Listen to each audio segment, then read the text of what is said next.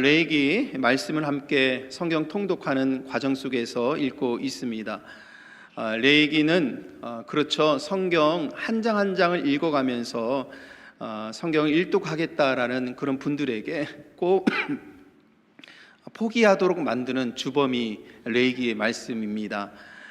레위기가 참 어려운 말씀들이 포함이 되어 있지요. 그래서 읽다 보면 지루하고 무슨 말씀인지 잘 이해가 되지 않고 그러다 보면은 포기하게 되고 그 다음으로 넘어가지 못하게 만드는 그 말씀이 레위기이기도 합니다. 그런데 이번 주에 우리 성경 통독하는 그런 그룹에서 읽고서 나누는 그 말씀들을 제가 쭉 지켜보니까 그래도 여러분 레위기 말씀을 통해서 많이 또 은혜 받으시고 그 말씀 안에서 또 힘도 받으시고 또 그 말씀에 대한 그런 해석도 잘 이렇게 하시면서 레위기 말씀을 잘 읽는 것을 보면서 저도 은혜를 받았습니다.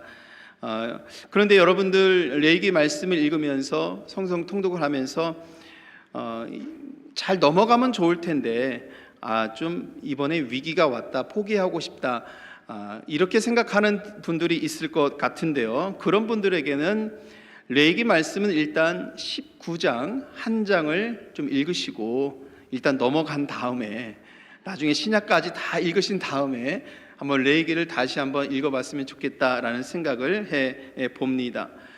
레위기 말씀의 19장 말씀은 레위기 전체의 핵심이 될 수 있는 내용이고, 그리고 레위기 19장에서 전해주는 이 중요한 이 신앙의 이 말씀은 어떻게 보면 신약까지도 우리 주님께 주신 말씀까지도 중요하게 주는 메시지가 있기 때문에 레위기 19장의 말씀을 꼭 읽으셨으면 합니다.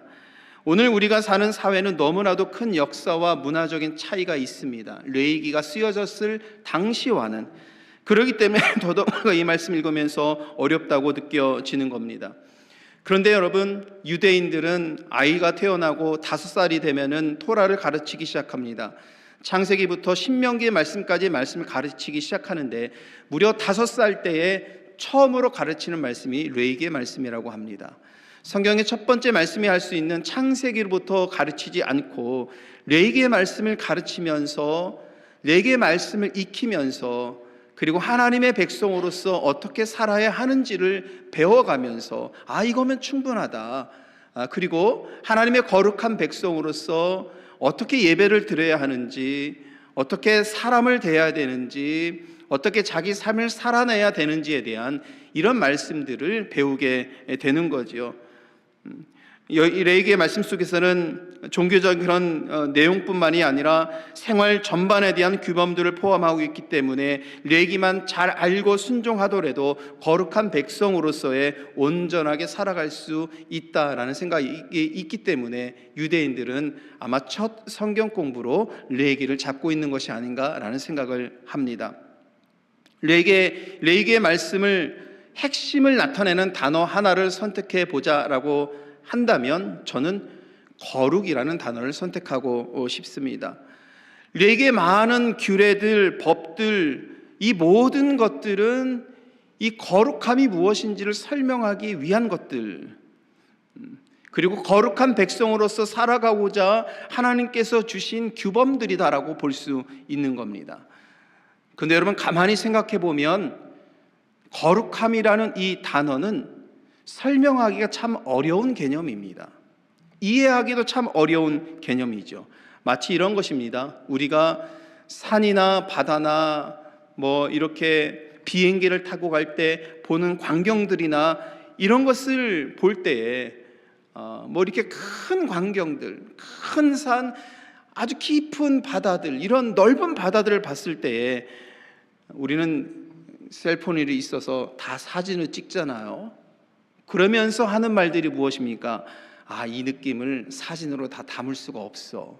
정말 그러지 않습니까? 우리가 눈으로 보는 이 놀라운 것을 사진 한 장에 다 담을 수 없어서 아무리 사진을 찍어서 이 감격을 담고 싶어도 사진 안에 다 담을 수가 없습니다.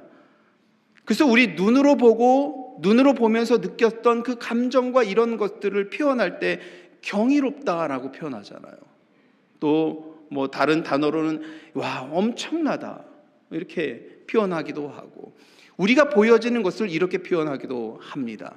우리의 감정, 느낌, 이것을 이 단어로 표현하고 있는 거죠. 요즘에 한국에 보니까 젊은 아이들이 자기의 감정을 표현할 때 꼭 그 앞에는 개자를 붙이더라고요.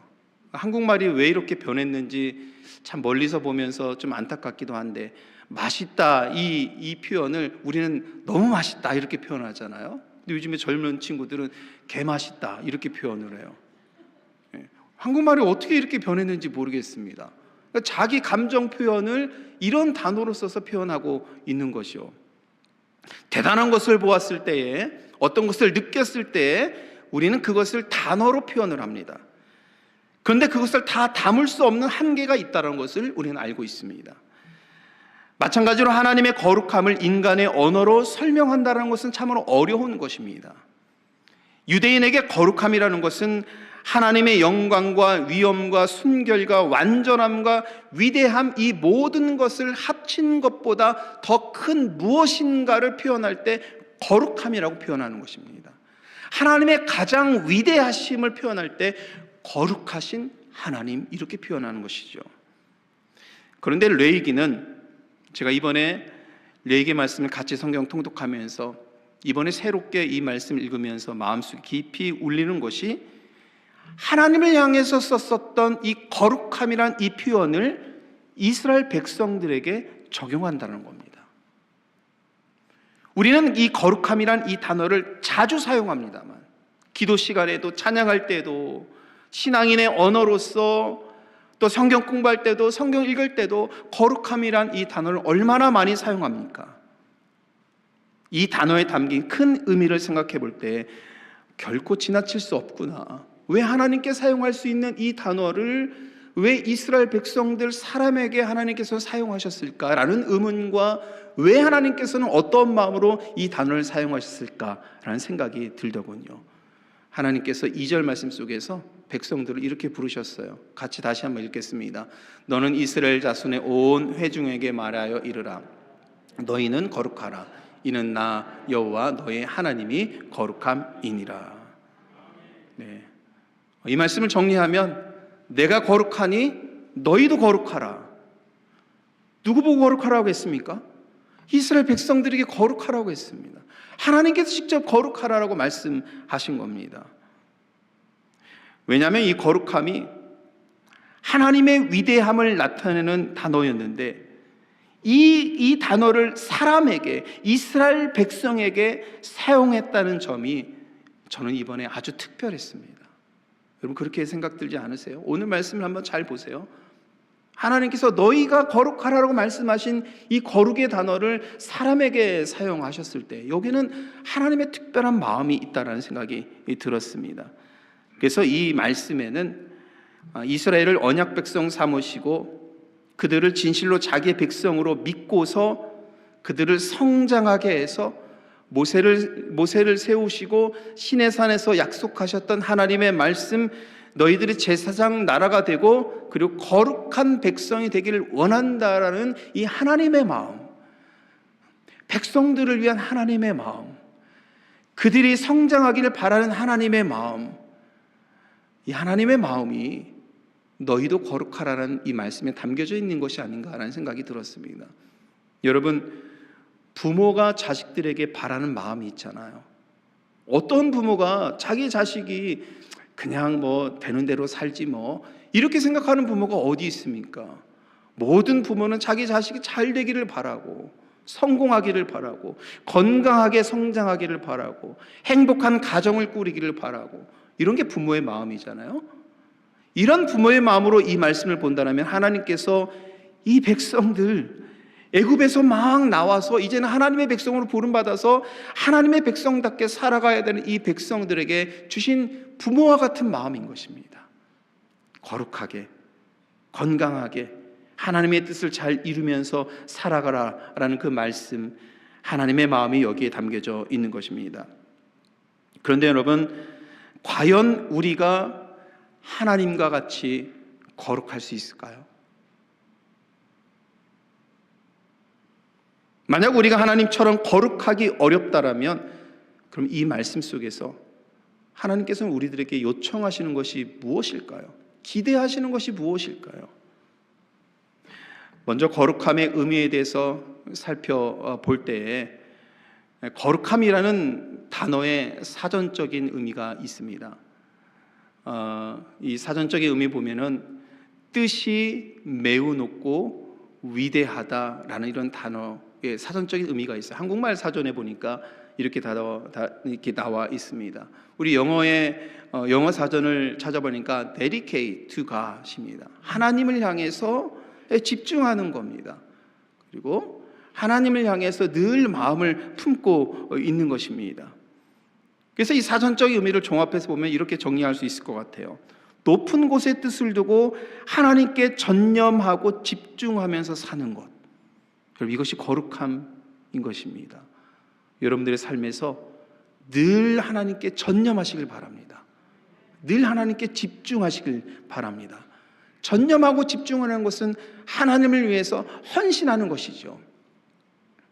이것이 거룩함의 사전적 의미라고 볼 수 있겠습니다. 그리고 거룩함의 성경적 의미는 간략하게 이 두 가지로 정리하고 싶습니다. 분리와 다름입니다. 분리와 다름. 우리는 이제 지난주부터 안식일 계명부터 계속해서 살펴볼 때 하나님께서 안식일 계명도 그렇죠. 왜 이스라엘 백성들에게 안식일 계명을 주셨을까? 이방 나라들과 다른 삶을 살아가라는 것이죠. 이방 나라들과 구별되어서 특별한 것을 지니고 있을 때 거룩한 백성이 되는 겁니다. 이스라엘 백성들에게는 이 특별함이 있어야 하는 것이죠. 여기에서 차이가 드러나고 이방 세계와 구별되어서 하나님의 언약 백성으로서 거룩해질 수 있는 것입니다. 레위기에서는 하나님의 언약 백성만 지켜야 하는 여러 가지 법들을 설명하고 있어요. 여러분, 우리 레위기에서 우리 성경 통독하기를 어렵게 만드는 것이 1장부터 나오잖아요. 어떤 말씀이 나옵니까? 번제에 대한 내용이 나옵니다. 소제, 화목제, 속죄제, 이것을 어떻게 드려야 되는지, 제사법, 그리고 제사를 드리기 위해서 그냥 가는 것이 아니라 정결해야 된다. 정결법. 그 정결법만 하는 것이 아니라 정결한 삶을 살아가기 위한 생활법. 그것만이 아니라 제사장들은 어떤 모습을 지녀야 되는지, 제사장들의 옷 입는 것부터 제사장들의 삶과 제사 드릴 때 제사장들이 해야 되는 행동까지, 그런 것을 읽다 보니까 도대체 이 말씀이 나와 무슨 관련이 있는 것인지 이렇게 생각이 드는 겁니다. 그런데 여러분, 이러한 규정을 하나님께서 두신 것은 무엇이냐면, 이것을 지켜 행함으로 이스라엘 백성들은 하나님께 스페셜한 사람이 되는 겁니다. 특별한 사람이 되는 거예요. 구별이 되는 거죠. 분리가 되는 겁니다. 이걸 생각해 보세요. 우리가 믿음으로 살아가면서 하나님께 스페셜한 사람이 내가 되었다라고 생각해 보세요. 하나님의 기대가 나에게 있고, 하나님께서 소원하는 것이 나에게 담겨져 있고, 하나님께서 이 땅에서 이루시려고 하는 것이 내 영혼 속에 담겨져 있다고 생각해 보십시오. 얼마나 기쁠까요? 여러분, 오늘 여러분들이 하나님께 스페셜한 사람인 것을 믿고 갈 수 있기를 바랍니다. 지금 여러분들은, 우리는 신앙생활하면서 무엇으로 세상과 구별되고, 여러분, 무엇으로 다름을 우리는 나타내고 있습니까? 무엇으로 우리는 거룩을 나타내고 있습니까? 어떻게 거룩한 하나님의 자녀로 우리는 살아가고 있습니까? 세대가 가면 갈수록 이 세속과 구별되는 이 거룩이라는 것을 지켜내기가 얼마나 어려운 것인지를 새삼 다시 느끼게 되죠. 안식일 계명 속에서 하나님께서 안식일을 거룩하게 지켜라, 안식일을 지키면서 예배드리면서 친교와 나눔을 통해서 우리는 하나님의 거룩한 공동체 부름받은 사람들이라는 것을 나타내고 세워간다고 했잖아요. 근데 오늘날 시대는 어떻습니까? 젊은 세대로 갈수록 온라인 예배 세대가 높아져요. 이렇게 모이는 게 없어지는 겁니다, 여러분. 가정에서 온라인 예배를 드리면서 주일을 보내고, 그리고 헌금도 다 온라인으로 하고요. 요즘에 자원봉사하면서 선교하고 봉사하는 것도 여러분 직접 가서 몸으로 하는 것보다 온라인을 통해서 어디 후원하고 온라인을 통해서 뭐 하는 거, 이런 것들이 젊은 세대로 갈수록 얼마나 많아지는지 모르겠습니다. 세대가 가면 갈수록 우리는 거룩을 어떻게 나타낼 수 있을까? 나는 거룩한 하나님의 백성으로서 이 모습을 어떻게 나타내고 있는가? 나는 어떻게 세상으로부터 구별되어 있는가? 분리되어 있는가? 가면 갈수록 우리는 내가 거룩하니 너희도 거룩하라 라는 하나님의 말씀을 진지하게 생각을 해봐야 할 것입니다. 지금까지는 우리가 이 말씀을 통해서 거룩함에 대한 의미를 살펴보았다면 오늘 본문의 말씀 3절부터는 좀 실제적인 내용들이 나와 있죠. 어떻게 거룩할 수 있는지에 대해서 설명을 하고 있습니다. 어떻게 구별되어야 하고 어떤 면이 달라야 하는지를 말씀하고 있습니다. 본문은 실질적인 내용들, 여러 주제들을 우리들에게 가르치고 알려주고 있습니다. 오늘 그래서 19장 1절에서 18절까지 많은 절을 함께 읽었잖아요.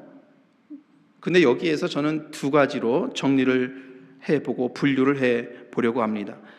마치 십계명이 큰 두 가지 주제로 나누어지는 것처럼 거룩의 모습입니다. 우리는 이 두 가지 모두를 신실하게 실행하고 신실하게 이루어갈 때에 거룩한 하나님의 백성으로서의 분리된 자로서 살아가게 됨을 우리는 기억을 하게 됩니다. 첫 번째, 하나님의 백성은 하나님을 향한 관계를 세우며 거룩해집니다. 우리 같이 한번 읽어보겠습니다. 하나님의 백성은 하나님을 향한 관계를 세우며 거룩해집니다. 여러분, 하나님과의 관계를 바로 세우지 않은 채 거룩한 사람은 없습니다. 아니, 불가능하겠죠. 그래서 오늘 말씀을 보면은 하나님을 향해서 거룩한 자로 나의 태도와 믿음의 삶을 바로 지켜야 할 것을 여러 가지로 언급을 하십니다. 안식일을 지키라는 겁니다. 지난주에 우리 함께 살펴보았고 아주 중요한 하나님께 주신 계명 중에 하나였음을 우리는 기억을 하지요. 우상을 만들지 말라는 겁니다. 하나님만을 바라보라는 것입니다. 제물을 드릴 때 정성을 다하여서 하나님의 영광을 위해서 구하는 이 제물을 드릴 수 있는 그런 믿음을 지녀야 한다는 것입니다. 하나님의 이름으로 맹세하지 않아서 하나님의 이름을 훼손되게 하는 그런 삶을 살지 말아야 한다는 것입니다.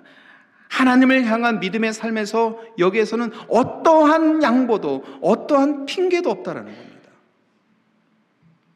오직 하나님께만 집중하고 전념할 수 있는 믿음의 삶, 이 믿음에 대해서 분명할 수 있어야 되지요. 우리 지난 금요일 사실 여러분 일기예보상으로는 지난 금요일도 그렇고 토요일 아침에도 눈이 굉장히 많이 오는 걸로 일기예보가 나왔어요. 그리고 주일 아침도 계속 눈이 내려온 걸로 일기예보가 나와서 사실 지난 주말이 다가오면서 굉장히 걱정했습니다. 금요일 예배를 취소를 해야 되나, 온라인으로 해야 되나, 아니면 주일 예배 때 이렇게 눈이 많이 온다는데 이걸 어떻게 해야 되나 굉장히 고민을 했었는데 다행히도 이게 또 일기예보가 갑자기 하루 이틀 사이에 바뀌어서 오늘 그나마 눈은 조금 왔습니다만 오시는 길이 예상보다는 그렇게 나쁘지 않았던 것으로 또 하나님께 감사한 마음을 갖게 됩니다. 근데 예배를 생각을 할 때 그렇게 눈이 많이 온 금요일 날에도 오신 분들이 계시더라고요. 예배당에. 물론 못 오신 분들도 같은 마음이었을까 생각을 합니다만 하나님을 향한 예배의 자리를 복되게 하려고 하는 그 마음, 이것이 전념인 것입니다. 집중하는 거예요. 이것이 하나님을 향해서 나아가는 이 자리를 내가 복되게 지켜가는 것, 나의 마음과 나의 삶을 전심을 다해서 하나님과의 관계 속에서는 내가 바로 서야 되겠다. 이 마음, 하나님께서 이것을 지키라는 겁니다. 이 마음을 가져야 분리되는 겁니다. 구별되는 거예요. 이 마음 없이 여러분 거룩한 자로 세워질 수 없다는 겁니다. 하나님께 제사를 드릴 때 우리로서는 예배를 드리는 거죠. 아무렇게나 와서 제사를 드리라고 하지 않으시잖아요. 제사를 드릴 때 어떻게 말씀하십니까? 정결하게 해야 됩니다. 막 씻어야 돼요. 더러운 거 다 씻어야 되고, 이것은 우리의 마음을 정결케 하는 그리스도의 보혈의 피로서 우리를 정결케 하는 것을 의미하기도 하죠. 제사의 자리로 나가기 위해서는 그냥 막 나가는 것이 아닙니다. 정결케 해야 돼요. 마음을 깨끗하게 해야 됩니다. 우리의 몸도 깨끗하게 됩니다. 그냥 나아가지 않아요. 하나님께서 제물을 준비하는 법, 제물을 어떻게 데려오는 법, 제물을 올리기 위해서 어떻게 제물을 준비해야 되는지, 그냥 그것도 제물로 드리지 않습니다. 제물을 드릴 때 어떻게 번제를 드려야 되는지, 제사장의 손길을 통해서 번제를 드리고 이것이 어떻게 올려져서 하나님의 영광을 구해야 될 것인지에 대해서 제사법입니다. 이것이. 여러분, 하나님께서 제사를 드릴 때 그냥 막 아무렇게나 와서 제사를 드리라고 하지 않으셨어요. 정결케 하면서 어떻게 합니까? 하나님을 생각하는 겁니다. 씻으면서 하나님께서 나를 인도하신 것을 생각하는 겁니다. 제물을 준비하면서 이 복된 예배의 자리를 생각하는 겁니다. 꿈꾸는 겁니다. 그때 주실 은혜를 기대하는 겁니다. 마찬가지로 우리가 주일날 예배를 드리는데 생각해 보십시오. 일주일 내내 살아갈 때 하나님 한 번 생각하지 않고 그냥 나의 삶에서 마음대로 살다가 주일날 딱 오는 예배하고, 토요일날 저녁 밤 늦게까지 무엇인가를 막 분주하게 하다가 그냥 주일날 예배 딱 오는 거 하고, 분주함 속에서도 성경 통독하면서 하나님 생각하고, 생업의 현장 속에서 막 가다가도 하나님 생각하고 기도하고, 토요일 저녁이 되면 내일 주일 예배 드릴 걸 생각하면서 주일을 또 꿈꾸고 기대하고 기도하고, 이런 마음으로 온 거하고 여러분 같겠습니까? 차이가 있겠죠. 여기서 말씀하시는 것은 하나님을 향해서 나아가는 그 마음, 집중하고 전심을 다해서 나아갈 수 있는 이 마음, 이것이 여러분 우리를 세상으로부터 우리를 구별하게 하는 하나님의 은혜인 줄 믿습니다. 우리가 이렇게 신앙생활 했으면 좋겠어요. 이런 마음 우리가 함께 신앙생활 했으면 좋겠습니다. 두 번째, 하나님께서는 거룩함이라는 것을 이루실 때에 우리들에게 이웃과의 관계를 세우면서 거룩한 백성이 되라고 또한 말씀하십니다. 같이 한번 읽겠습니다. 하나님의 백성은 이웃과의 관계를 세우며 거룩해집니다. 여러분, 어쩌면 우리가 이와 유사한 말씀을 많이 들었습니다만 우리가 소홀할 수 있는 내용인 것 같아요. 오늘 본문의 말씀 속에서는 우리들에게 말씀합니다. 이웃에게 소홀한 자가 하나님께 신실할 수 있냐라고 말씀하고 있는 거죠. 본문에서 몇 가지 이스라엘을 행한 특별한 것들을 말씀하시는데, 그 중에서 곡식을 거둘 때 다 거두어 가지 말아라. 좀 떨어진 것 좀 그냥 두라. 포도밭에 열매를 걷어가는데 다 따가지 말고 좀 남겨놔도 괜찮다. 왜? 가난한 사람들이 있으니까. 생각하라는 겁니다. 그 가난한 사람도 하나님께서 입히시고 먹이시기를 원하는 사람이더라 말씀하는 거죠. 여러분, 생각해 보면 우리가 죄를 짓는 것 중에서 우리는 첫 번째 얘기했던 거 심각하게 생각하죠. 그리고 노력합니다. 하나님께 죄를 짓지 않으려고 노력을 합니다. 하나님을 향한 죄에 대해서는 상당히 조심하고 경계하고 늘 생각하는데, 그런데 상대적으로 이웃을 향한 죄에 대해서는 좀 낮게 여기는 것이 아닌가라는 생각을 하게 되지요. 하지만 오늘 본문의 말씀 속에서 하나님은 우리들에게 질문하십니다. 말씀하십니다. 이웃을 향한 태도에서 거룩함이 세워진다라고 말씀합니다. 그래서 9절부터 17절까지 나와 있는 이 내용들을 보면 다 이웃에 관한 내용입니다. 도둑질하지 말라. 애굽의 이 습성을 이젠 더 이상 갖지 말라. 세상의 습성을 갖지 말고 세상의 습성을 버리고 은혜의 삶을 살아가라. 구별되라 이겁니다. 속이지 말고 거짓말하지 말라. 이웃을 억압하지 말고, 착취하지 말고, 장애인들을 함부로 대하지 말고, 항상 공평과 정의로운 마음을 갖고 이웃을 미워하지 말라. 여러분, 만약에 이스라엘 백성들이 하나님께서 주신 은혜의 마음의 역사가 일어나지 않고 지금 두 번째 나와 있는 이런 내용들이 역사한다면 광야 공동체는 지켜질 수가 없습니다. 깨지는 겁니다.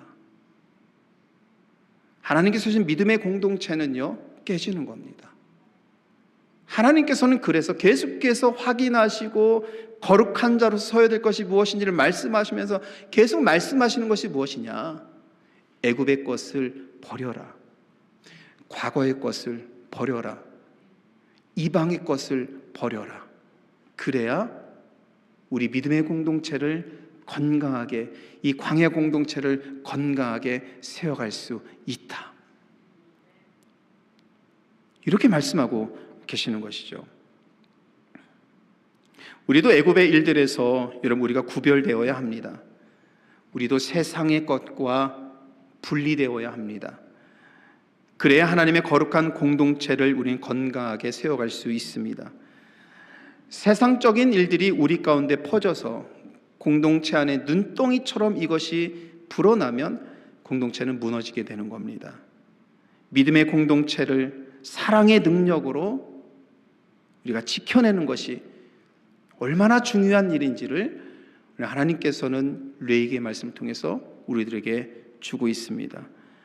우리 교회와 성도가 여러분 세상과 다른 점이 무엇일까요? 우리 샴복 한인교회는 하나님께서 이 믿음의 공동체를 주셨는데 우리는 어떠한 다른 점을 우리가 보여주고 있을까요? 우리가 그들과 똑같이 남을 미워하고 사람들에게 함부로 대하고 나보다 약하다고 차별하고 욕하고 적대시하는 마음이 있다라면 여러분 우리가 무엇이 다를까요? 우리는 어떻게 무엇으로 다름을 우리가 보여주고 있습니까? 그래서 오늘 이웃을 향한 관계를 통해서 거룩하게 세우라는 이 말씀은 우리들에게 실질적인 말씀입니다. 부모를 공경하지 않은 사람이 하나님을 공경할 수 있습니까? 하나님께서 질문하시는 겁니다. 오늘 부모를 사랑하지 않는 사람이 어떻게 하나님을 사랑한다고 할 수 있는지 말씀하고 있는 겁니다. 부모된 사람 분들께서 자녀를 사랑하지 않는 사람이 어떻게 하나님을 사랑할 수 있는지에 대해 우리에게 질문합니다. 우리 함께 있는 형제와 자매들을 사랑하고 용납하지 않는데 어떻게 하나님을 사랑하고 하나님을 어떻게 경배할 수 있는지 우리들에게 질문하고 있습니다. 하나님은 이웃에게 소홀한 자가 하나님께 신실할 수 있는지에 대해서 오늘 우리들에게 질문하고 계십니다. 그래서 오늘 이 많은 내용, 이 말씀은 하나의 절로 결론을 맺고 있죠. 그 말씀이 18절입니다. 같이 한번 읽도록 하겠습니다. 원수를 갚지 말며 동포를 원망하지 말며 내 이웃 사랑하기를 내 자신과 같이 사랑하라. 나는 여호와이니라. 여러분 우리가 이 사랑의 계명을 받아서 거룩해져야 합니다. 이 사랑의 계명을 받아야 믿음의 공동체가 거룩하게 구별되는 겁니다. 그래야 여러분 우리가 거룩한 사람, 거룩한 교회, 거룩한 나라와 민족으로 우리가 세워질 수 있는 것입니다. 당시 이방 나라들은 나라를 확장하기 위해서 얼마나 힘을 키웠는지 몰라요. 지금도 그렇겠습니다만 막 이방 나라는 힘을 키워가지고요 계속 이스라엘 민족을 앞으로 우리가 이제 역사서를 계속 읽어보면 계속해서 공격해 오잖아요. 그 땅을 차지하기 위해서. 이방 나라들의 습성입니다. 힘을 키워서 착취하고 땅을 확장하려고 하는 이것이 세상의 법칙이라는 것입니다. 근데 하나님께서 오늘 우리들에게 이 말씀을 통해서 주시는 것은 무엇이냐면 하나님의 백성들은 이 세상의 법칙이 아니라 사랑의 능력으로 거룩해져야 한다는 것을 말씀하고 있습니다. 그러므로 오늘 우리가 이 말씀을 들으면서 저와 여러분이 이 사랑하는 능력을 키워가서 거룩한 자로 세워지기를 간절히 소망합니다. 여러분, 레위기 19장의 말씀, 여기서 말씀하는 이 거룩함은 예수님의 말씀에서 완성이 되죠. 예수님은 율법의 핵심을 마태복음과 누가복음의 말씀 속에서 정리해서 말씀하시는데, 그때 말씀하시기를 하나님 사랑하는 것과 이웃을 사랑하는 것으로 말씀합니다. 그러면 여러분, 우리가 레위기에서 듣는 하나님께서 우리들에게 요청하시는 이 거룩함은 복음입니다. 그렇기 때문에 우리가 구별되어야 합니다. 복음은 우리를 변화시킵니다. 복음은 하나님께 신령과 진리로 예배해서 오직 하나님께만 전념하고 집중하고 하나님께만 나아갈 수 있도록 우리를 새롭게 합니다. 복음은 이웃을 사랑하는 거룩한 자로 우리를 세웁니다. 이것이 예수 그리스도의 십자가로부터 오는 거룩한 복음인 것입니다. 우리가 이 복음을 받아서 거룩한 자로 살 때 하나님이 말씀하신 창세기에서 우리가 확인해 봤잖아요. 거룩한 자로 섰을 때 하나님께서 우리에게 주시는 은혜, 생육하고 번성하는 은혜가 충만하게 임하는 것입니다. 믿음의 원리는 같습니다, 여러분. 우리가 하늘 바라보면서 가만히 있어서 하늘로부터 떡 떨어지기를 가만히 기대하는, 사과밭 아래에서 가만히 누워 있어서 사과가 떨어지기를 가만히 기대하는, 여러분, 그런 신앙이 아니라 하나님께서 명령하시는 거, 이것을 지켜 행하면서 거룩한 자로 새로 세워질 때 여러분들의 삶에, 여러분들의 가정에, 교회와 우리 생업의 현장 속에 하늘로부터 내려오는 은혜가 충만하게 임합니다. 이것이 신앙의 원리이고 신앙의 진리인 것이죠. 오늘 여러분, 오늘 우리 모두가 하나님께서 거룩한 자로 부르신 하나님께 스페셜한 사람인 것을 기억하시고 그것에 감사한 마음을 가지고 여러분들의 삶 속에서도 이 거룩한 자로서 살아가서 하나님의 은혜와 사랑이 여러분들의 삶에 충만하기를 우리 거룩한 주님의 이름으로 간절히